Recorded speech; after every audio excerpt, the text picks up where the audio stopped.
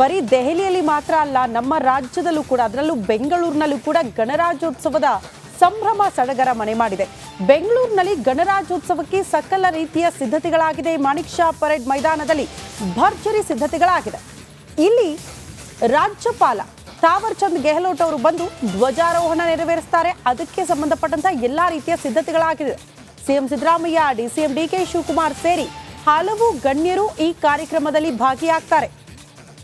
ಆಗ್ಲಿ ನಾಗೇಂದ್ರ ಬಾಬು ಹೇಳ್ತಾ ಇದ್ರು, ದೆಹಲಿಯಲ್ಲಿ ಸ್ವಾತಂತ್ರ್ಯೋತ್ಸವಕ್ಕೆ ಪ್ರಧಾನಿ ನರೇಂದ್ರ ಮೋದಿಯವರು ಕೆಂಪು ಕೋಟೆ ಮೇಲೆ ಧ್ವಜಾರೋಹಣ ಮಾಡಿ ಭಾಷಣ ಮಾಡ್ತಾರೆ. ಆದ್ರೆ ಗಣರಾಜ್ಯೋತ್ಸವದ ದಿನ ಅಲ್ಲಿ ರಾಷ್ಟ್ರಪತಿ ಮುರ್ಮು ಅವರು ಧ್ವಜಾರೋಹಣ ಮಾಡ್ತಾರೆ. ಇಲ್ಲೂ ಕೂಡ ಬೆಂಗಳೂರಿನಲ್ಲಿ ಸ್ವಾತಂತ್ರ್ಯೋತ್ಸವಕ್ಕೆ ಸಿಎಂ ಸಿದ್ದರಾಮಯ್ಯನವರು ಧ್ವಜಾರೋಹಣ ಮಾಡಿದ್ದನ್ನ ಗಮನಿಸಿದ್ವಿ. ಅಂದ್ರೆ ಯಾರೇ ಸಿಎಂ ಇದ್ರೂ ಕೂಡ ಅವರು ಮಾಡ್ತಾರೆ. ಆದ್ರೆ ಗಣರಾಜ್ಯೋತ್ಸವದ ದಿನ ರಾಜ್ಯಪಾಲರು ಧ್ವಜಾರೋಹಣ ನೆರವೇರಿಸ್ತಾರೆ. ಅದಕ್ಕೆ ಬೇಕಾಗಿರುವಂತಹ ಸಿದ್ಧತೆಗಳು ಮಾಣಿಕ್ ಷಾ ಪರೇಡ್ ಮೈದಾನದಲ್ಲಿ ಆಗಿದೆ. ಅತಿ ಹೆಚ್ಚಿನ ಭದ್ರತೆ ಇದೆ. ಇಲ್ಲೂ ಕೂಡ ಕೆಲವರಿಗೆ ಮಾತ್ರ ಆಹ್ವಾನ ಇರುತ್ತೆ. ಜನಸಾಮಾನ್ಯರು ಕೂಡ ಭಾಗಿಯಾಗ್ತಾರೆ. ಕೆಲವರು ಮಕ್ಕಳಿಂದ ಸಾಂಸ್ಕೃತಿಕ ಕಾರ್ಯಕ್ರಮಗಳಿರುತ್ತೆ. ಅದೆಲ್ಲವನ್ನ ಕೂಡ ವೀಕ್ಷಣೆ ಮಾಡೋದೇ. ಹೌದು, ನನಗೆ ಈ ದೃಶ್ಯ ನೋಡಿದ ಪ್ರತಿ ಬಾರಿ ಅನ್ಸುತ್ತೆ, ನಾವೆಲ್ಲ ಸ್ಕೂಲ್ ಡೇಸ್ ಅಲ್ಲಿ ಇದೇ ತರ ಗಣರಾಜ್ಯೋತ್ಸವ ಬಂದ್ರೆ, ಸ್ವಾತಂತ್ರ್ಯೋತ್ಸವ ಬಂದ್ರೆ ಗೌರ್ಮೆಂಟ್ ಸ್ಕೂಲ್ ಅಲ್ಲಿ. ಆದ್ರೆ ಈ ರಿಪೋರ್ಟಿಂಗ್ ಬಂದಾಗ, ಕ್ರೈಮ್ ರಿಪೋರ್ಟಿಂಗ್ ಮಾಡ್ಬೇಕಾದ್ರೆ ನಾನು 5 ಸರಿ ನಾನು ಮಾಣಿಕ್ ಷಾ ಅಂದ್ರೆ ಪ್ರತಿ ಸರಿನೂ ಕೂಡ ಕ್ರೈಮ್ ರಿಪೋರ್ಟ್ಗಳೆಲ್ಲ ಫಿಕ್ಸ್. ಯಾಕಂದ್ರೆ ಅಲ್ಲಿ ಇವತ್ತಿನ ಎಲ್ಲಾ ರಾಜ್ಯ ಕರ್ನಾಟಕ ಕಡೆನ ಎಲ್ಲ IPS ಆಫೀಸರ್ಗಳು ಅಲ್ಲಿರ್ತಾರೆ. ಎಲ್ಲ IPS ಆಫೀಸರ್ಗಳು ಇರ್ತಾರೆ. ಜೊತೆಗೆ ಅವರ ಫ್ಯಾಮಿಲಿಗಳು ಇರುತ್ತೆ. ಜೊತೆಗೆ ಸಾರ್ವಜನಿಕರಿಗೂ ಕೂಡ ಅವಕಾಶ ಇರುತ್ತೆ. ಈ ಇದರಲ್ಲಿ ಈ ನಮ್ಮ ಬೈಕ್ ಒಂದು ಟೀಮ್ ಇದೆ, ಒಂದು ರೆಜಿಮೆಂಟ್ ಇದೆ. ಒಂದು ಬುಲೆಟ್ ನ ಸಾಹಸವಾದಂತ ಒಂದು ಇದು ಮಾಡ್ತಾರೆ. ಅದನ್ನ ನೋಡೋದು ಎಷ್ಟು ಅದ್ಭುತ. ಮತ್ತೆ ಜೊತೆಗೆ ಸಾಂಸ್ಕೃತಿಕ ಕಾರ್ಯಕ್ರಮಗಳು. ಇದನ್ನ ಯಾವ ರೀತಿ ಒಂದು 3 ದಿವಸದ ರಿಹರ್ಸಲ್ ನಡೆಯುತ್ತೆ. 3 days ರಿಹರ್ಸಲ್ ನಡೆಯುತ್ತೆ. ಆ ಟೈಮಲ್ಲಿ ನಮ್ಮನ್ನ ಯಾರನ್ನೂ ಬಿಡೋದಿಲ್ಲ. ಇವತ್ತು ಒಳಗಡೆ ಬಿಡ್ತಾರೆ ನೋಡಿ, ಎಷ್ಟು ಹೆಜ್ಜೆಗೂ ಸೆಕ್ಯೂರಿಟಿ ಇರುತ್ತೆ ನೋಡಿ. ರಾಜ್ಯಪಾಲರು ಹೊಡೋದಕ್ಕಿಂತ ಮುಂಚೆ ಎಲ್ಲರೂ ಹೋಗಿ ಒಳಗಡೆ ಕೂತಿರ್ಬೇಕು. ರಾಜಭವನದಿಂದ ಇಲ್ಲಿಗೆ ಎಷ್ಟು ನಿಮಿಷ, 5-6 ನಿಮಿಷ ಬಂದ್ಬಿಡ್ತಾರೆ. ಆ ಬರೋದನ್ನ ನೋಡದೆ 1-2 ಕಣ್ಸಾಲಲ್ಲ. ಮುಂದೆಗಡೆ 2 ಕುದುರೆ ಇರುತ್ತೆ, ಬೈಕಲ್ಲಿ ಇರ್ತಾರೆ, ಆ ಒಂದು ಪೈಲಟ್ ಟೀಮು. ಕರೆಕ್ಟ್ ನೋಡಿ, ನೀವು ಈಗ ತಾನೇ ಹೇಳ್ತಾ ಇದ್ರಿ ಕ್ರೈಮ್ನ ಪತ್ರಕರ್ತರು ಜಾಸ್ತಿ ಆಗಿರ್ತಾರೆ ಇಲ್ಲ ಅಂತ. ನಾಗರಾಜ್ ಇದ್ದಾರೆ ಸೆಕ್ಯೂರಿಟಿ. ಯಾಕಂದ್ರೆ ಸೆಕ್ಯೂರಿಟಿ ಸಿಸ್ಟಮ್ ಮೇನ್. ಹೌದು, ಯಾಕಂದ್ರೆ ಇವತ್ತಿನ ವಿಚಾರ ಇದಕ್ಕೋಸ್ಕರನೇ ಕಳೆದ 10-15 ದಿನಗಳಿಂದ ರಿಹರ್ಸಲ್ ಆಗಿರುತ್ತೆ, ಅದಷ್ಟು ಸಿದ್ಧತೆಗಳನ್ನ ಮಾಡ್ಕೊಡ್ತಿರ್ತಾರೆ. ಅದು ನಮಗ್ ಕಣ್ಣಿಗೆ ಕಾಣಂಗೆ. ಆಮೇಲೆ ಎಲ್ಲೆಲ್ಲಿಂದ ವಾಚ್ ಮಾಡ್ತಿರ್ತಾರೆ ಗೊತ್ತಾ? ಅಂದ್ರೆ ಈ ಒಂದು ಸ್ಪೆಷಲ್ ಟೀಮ್ ಅಂತ ಇರುತ್ತೆ. ಈ ಏನ್ ಹೇಳ್ತಾರೆ ನಮ್ಮ ಈ ಅಂದ್ರೆ ಸ್ಪೆಷಲ್ ಅಂತಂದ್ರೆ ಅವ್ರ ಹತ್ರ ಗನ್ ಇರುತ್ತೆ, ಬೈನೋಕ್ಲಾರ್ಕ್ ಇರುತ್ತೆ, ಕಿಲೋಮೀಟರ್ ದೂರದಿಂದ ನಿಂತಿರ್ತಾರೆ. ನಾಗರಾಜ್ ಕ್ರೈಮ್ ರಿಪೋರ್ಟರ್ ಲೈವ್ ನಲ್ಲಿ ಜಾಯಿನ್ ಆಗ್ತಾರೆ. ಆಮೇಲೆ ಇನ್ನೊಂದು, ನಿಮ್ಗೆ ಮಾಣಿಕ್ ಷಾ ಪರೇಡ್ ಗ್ರೌಂಡ್ ಅಲ್ಲಿ ಒಂದು ಸಾಂಸ್ಕೃತಿಕ ಕಲಾ ತಂಡಗಳು ಅಷ್ಟು ಜನ ಬಂದು ಅಲ್ಲಿ ಬೇರೆ ಸ್ಕೂಲವರೆಲ್ಲ ಬಂದು ಅಲ್ಲಿ ಪಾರ್ಟಿಸಿಪೇಟ್ ಮಾಡಿದ್ಯಲ್ಲ ನೋಡಿ. ಇಲ್ಲಿ ಬ್ಯಾಂಡ್ ಸೆಟ್, ಆ ಬ್ಯಾಂಡ್ ಸೆಟ್ ನೋಡೋದಾಗ್ಲಿ ಅಥವಾ ಮಾರ್ಚ್ ಪಾಸ್ಟ್ ನೋಡೋದಾಗ್ಲಿ, ಅದೊಂಥರ ಖುಷಿ. ಆರಂಭದಲ್ಲಿ ಹೇಳ್ಬಿಟ್ಟೆ, ಹಬ್ಬ ಇದು ನಮಗೆಲ್ಲ ಅಂತ.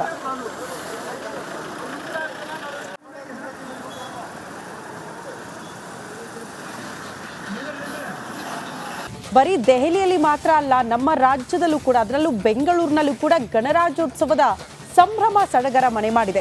ಬೆಂಗಳೂರಿನಲ್ಲಿ ಗಣರಾಜ್ಯೋತ್ಸವಕ್ಕೆ ಸಕಲ ರೀತಿಯ ಸಿದ್ಧತೆಗಳಾಗಿದೆ. ಮಾಣಿಕ್ ಷಾ ಪರೇಡ್ ಮೈದಾನದಲ್ಲಿ ಭರ್ಜರಿ ಸಿದ್ಧತೆಗಳಾಗಿದೆ.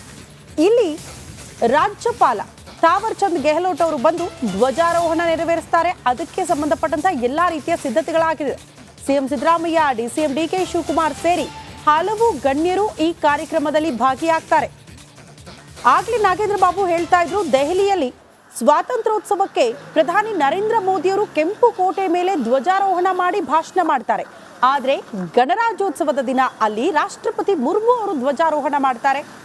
ಇಲ್ಲೂ ಕೂಡ ಬೆಂಗಳೂರಿನಲ್ಲಿ ಸ್ವಾತಂತ್ರ್ಯೋತ್ಸವಕ್ಕೆ ಸಿಎಂ ಸಿದ್ದರಾಮಯ್ಯನವರು ಧ್ವಜಾರೋಹಣ ಮಾಡಿದ್ದನ್ನ ಗಮನಿಸಿದ್ವಿ. ಅಂದ್ರೆ ಯಾರೇ ಸಿಎಂ ಇದ್ರೂ ಕೂಡ ಅವರು ಮಾಡ್ತಾರೆ. ಆದ್ರೆ ಗಣರಾಜ್ಯೋತ್ಸವದ ದಿನ ರಾಜ್ಯಪಾಲರು ಧ್ವಜಾರೋಹಣ ನೆರವೇರಿಸ್ತಾರೆ. ಅದಕ್ಕೆ ಬೇಕಾಗಿರುವಂತಹ ಸಿದ್ಧತೆಗಳು ಮಾಣಿಕ್ ಷಾ ಪರೇಡ್ ಮೈದಾನದಲ್ಲಿ ಆಗಿದೆ. ಅತಿ ಹೆಚ್ಚಿನ ಭದ್ರತೆ ಇದೆ. ಇಲ್ಲೂ ಕೂಡ ಕೆಲವರಿಗೆ ಮಾತ್ರ ಆಹ್ವಾನ ಇರುತ್ತೆ. ಜನಸಾಮಾನ್ಯರು ಕೂಡ ಭಾಗಿಯಾಗ್ತಾರೆ. ಕೆಲವರು ಮಕ್ಕಳಿಂದ ಸಾಂಸ್ಕೃತಿಕ ಕಾರ್ಯಕ್ರಮಗಳಿರುತ್ತೆ. ಅದೆಲ್ಲವನ್ನ ಕೂಡ ವೀಕ್ಷಣೆ ಮಾಡೋದೇ. ಹೌದು, ನನಗೆ ಈ ದೃಶ್ಯ ನೋಡಿದ ಪ್ರತಿ ಬಾರಿ ಅನ್ಸುತ್ತೆ, ನಾವೆಲ್ಲ ಸ್ಕೂಲ್ ಡೇಸ್ ಅಲ್ಲಿ ಇದೇ ತರ ಗಣರಾಜ್ಯೋತ್ಸವ ಬಂದ್ರೆ, ಸ್ವಾತಂತ್ರ್ಯೋತ್ಸವ ಬಂದ್ರೆ ಗೌರ್ಮೆಂಟ್ ಸ್ಕೂಲ್ ಅಲ್ಲಿ. ಆದ್ರೆ ಈ ರಿಪೋರ್ಟಿಂಗ್ ಬಂದಾಗ ಕ್ರೈಮ್ ರಿಪೋರ್ಟಿಂಗ್ ಮಾಡ್ಬೇಕಾದ್ರೆ ನಾನು 5 ಸರಿ ನಾನು ಮಾಣಿಕ್ ಶಾಪ್ ಅಂದ್ರೆ ಪ್ರತಿ ಸರಿನೂ ಕೂಡ ಕ್ರೈಮ್ ರಿಪೋರ್ಟ್ಗಳೆಲ್ಲ ಫಿಕ್ಸ್. ಯಾಕಂದ್ರೆ ಅಲ್ಲಿ ಎಲ್ಲ ಇವತ್ತಿನ ಎಲ್ಲಾ ರಾಜ್ಯ ಕರ್ನಾಟಕ ಕಡೆನ ಎಲ್ಲ IPS ಆಫೀಸರ್ಗಳು ಅಲ್ಲಿರ್ತಾರೆ. ಎಲ್ಲ IPS ಆಫೀಸರ್ಗಳು ಇರ್ತಾರೆ, ಜೊತೆಗೆ ಅವರ ಫ್ಯಾಮಿಲಿಗಳು ಇರುತ್ತೆ, ಜೊತೆಗೆ ಸಾರ್ವಜನಿಕರಿಗೂ ಕೂಡ ಅವಕಾಶ ಇರುತ್ತೆ. ಈ ಇದರಲ್ಲಿ ಈ ನಮ್ಮ ಬೈಕ್ ಒಂದು ಟೀಮ್ ಇದು, ಒಂದು ರೆಜಿಮೆಂಟ್ ಇದೆ, ಒಂದು ಬುಲೆಟ್ನ ಸಾಹಸವಾದಂಥ ಒಂದು ಇದು ಮಾಡ್ತಾರೆ. ಅದನ್ನ ನೋಡೋದು ಎಷ್ಟು ಅದ್ಭುತ. ಮತ್ತೆ ಜೊತೆಗೆ ಸಾಂಸ್ಕೃತಿಕ ಕಾರ್ಯಕ್ರಮಗಳು ಇದನ್ನ ಯಾವ ರೀತಿ ಒಂದು 3 ದಿವಸದ ರಿಹರ್ಸಲ್ ನಡೆಯುತ್ತೆ, 3 days ರಿಹರ್ಸಲ್ ನಡೆಯುತ್ತೆ. ಆ ಟೈಮಲ್ಲಿ ನಮ್ಮನ್ನು ಯಾರನ್ನೂ ಬಿಡೋದಿಲ್ಲ. ಇವತ್ತು ಒಳಗಡೆ ಬಿಡ್ತಾರೆ ನೋಡಿ, ಎಷ್ಟು ಹೆಜ್ಜೆ ಹೆಜ್ಜೆಗೂ ಸೆಕ್ಯೂರಿಟಿ ಇರುತ್ತೆ ನೋಡಿ. ರಾಜ್ಯಪಾಲರು ಹೊಡೋದಕ್ಕಿಂತ ಮುಂಚೆ ಎಲ್ಲರೂ ಹೋಗಿ ಒಳಗಡೆ ಕೂತಿರ್ಬೇಕು, ಆಸೀನರಾಗಬೇಕು. ರಾಜಭವನದಿಂದ ಇಲ್ಲಿಗೆ ಎಷ್ಟು ನಿಮಿಷ, 5-6 ನಿಮಿಷ ಬಂದ್ಬಿಡ್ತಾರೆ. ಆ ಬರೋದನ್ನ ನೋಡದೆ 1-2 ಕಣ್ಸಾಲಲ್ಲ. ಮುಂದೆಗಡೆ 2 ಕುದುರೆ ಇರುತ್ತೆ, ಬೈಕಲ್ಲಿ ಇರ್ತಾರೆ, ಆ ಒಂದು ಪೈಲಟ್ ಟೀಮು. ಕರೆಕ್ಟ್ ನೋಡಿ, ನೀವು ಈಗ ತಾನೇ ಹೇಳ್ತಾ ಇದ್ರಿ ಕ್ರೈಮ್ನ ಪತ್ರಕರ್ತರು ಜಾಸ್ತಿ ಆಗಿರ್ತಾರೆ ಇಲ್ಲ ಅಂತ. ನಾಗರಾಜ್ ಇದ್ದಾರೆ ಸೆಕ್ಯೂರಿಟಿ, ಯಾಕಂದ್ರೆ ಸೆಕ್ಯೂರಿಟಿ ಸಿಸ್ಟಮ್ ಮೇನ್. ಯಾಕಂದ್ರೆ ಇವತ್ತಿನ ವಿಚಾರ ಇದಕ್ಕೋಸ್ಕರನೇ ಕಳೆದ 10-15 ದಿನಗಳಿಂದ ರಿಹರ್ಸಲ್ ಆಗಿರುತ್ತೆ, ಅದಷ್ಟು ಸಿದ್ಧತೆಗಳನ್ನ ಮಾಡ್ಕೊಡ್ತಿರ್ತಾರೆ. ಅದು ನಮಗ್ ಕಣ್ಣಿಗೆ ಕಾಣಂಗೆ. ಆಮೇಲೆ ಎಲ್ಲೆಲ್ಲಿಂದ ವಾಚ್ ಮಾಡ್ತಿರ್ತಾರೆ ಗೊತ್ತಾ, ಅಂದ್ರೆ ಈ ಒಂದು ಸ್ಪೆಷಲ್ ಟೀಮ್ ಅಂತ ಇರುತ್ತೆ. ಈ ಏನ್ ಹೇಳ್ತಾರೆ ನಮ್ಮ ಈ ಅಂದ್ರೆ ಸ್ಪೆಷಲ್ ಅಂತಂದ್ರೆ ಅವ್ರ ಹತ್ರ ಗನ್ ಇರುತ್ತೆ, ಬೈನೋಕ್ಲಾರ್ಕ್ ಇರುತ್ತೆ, ಕಿಲೋಮೀಟರ್ ದೂರದಿಂದ ನಿಂತಿರ್ತಾರೆ. ನಾಗರಾಜ್ ಕ್ರೈಮ್ ರಿಪೋರ್ಟರ್ ಲೈವ್ ನಲ್ಲಿ ಜಾಯಿನ್ ಆಗ್ತಾರೆ. ಆಮೇಲೆ ಇನ್ನೊಂದು ನಿಮ್ಗೆ ಮಾಣಿಕ್ ಶಾಪ್ ಪರೇಡ್ ಗ್ರೌಂಡ್ ಅಲ್ಲಿ ಒಂದು ಸಾಂಸ್ಕೃತಿಕ ಕಲಾ ತಂಡಗಳು ಅಷ್ಟು ಜನ ಬಂದು ಅಲ್ಲಿ ಬೇರೆ ಬೇರೆ ಸ್ಕೂಲವರೆಲ್ಲ ಬಂದು ಅಲ್ಲಿ ಪಾರ್ಟಿಸಿಪೇಟ್ ಮಾಡಿದ್ಯಲ್ಲ ನೋಡಿ. ಅಲ್ಲಿ ಆ ಬ್ಯಾಂಡ್ ಸೆಟ್ ನೋಡೋದಾಗ್ಲಿ ಅಥವಾ ಮಾರ್ಚ್ ಪಾಸ್ಟ್ ನೋಡೋದಾಗ್ಲಿ, ಅದೊಂಥರ ಖುಷಿ. ಆರಂಭದಲ್ಲಿ ಹೇಳ್ಬಿಟ್ಟೆ, ಹಬ್ಬ ಇದು ನಮಗೆಲ್ಲ ಅಂತ.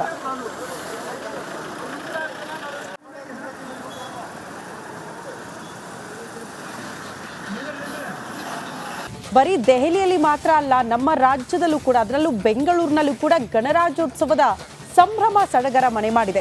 ಬೆಂಗಳೂರಿನಲ್ಲಿ ಗಣರಾಜ್ಯೋತ್ಸವಕ್ಕೆ ಸಕಲ ರೀತಿಯ ಸಿದ್ಧತೆಗಳಾಗಿದೆ. ಮಾಣಿಕ್ ಷಾ ಪರೇಡ್ ಮೈದಾನದಲ್ಲಿ ಭರ್ಜರಿ ಸಿದ್ಧತೆಗಳಾಗಿದೆ. ಇಲ್ಲಿ ರಾಜ್ಯಪಾಲ ತಾವರ್ ಚಂದ್ ಗೆಹ್ಲೋಟ್ ಅವರು ಬಂದು ಧ್ವಜಾರೋಹಣ ನೆರವೇರಿಸ್ತಾರೆ. ಅದಕ್ಕೆ ಸಂಬಂಧಪಟ್ಟಂತ ಎಲ್ಲಾ ರೀತಿಯ ಸಿದ್ಧತೆಗಳಾಗಿದೆ.